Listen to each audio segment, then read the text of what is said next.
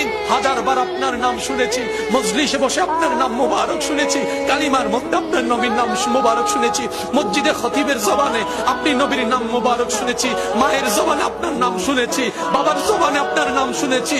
ও আল্লাহর হাবিব নবী, আপনার শান শুনেছি, আপনার মান শুনেছি।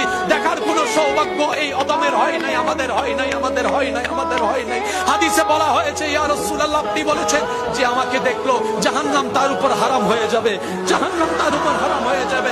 যে মান রাআনি ফিল মানাম, যে আমাকে দেখলো সে সত্যি আমাকে দেখলো।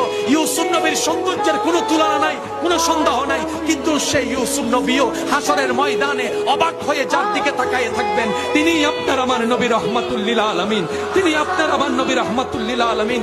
আল্লাহ ভালোবেসে কাউকে সফিউল্লাহ বলেছেন, কাউকে কলিমুল্লাহ বানিয়েছেন, কাউকে রূহুল্লাহ বানিয়েছেন, কাউকে খলিলুল্লাহ বানিয়েছেন, কাউকে জবিহুল্লাহ বানিয়েছেন, কিন্তু আপনার আমার নবীকে রব্বুল আলামিন নিজেই হাবিবুল্লাহ বানিয়েছেন, হাবিবুল্লাহ বানিয়েছেন।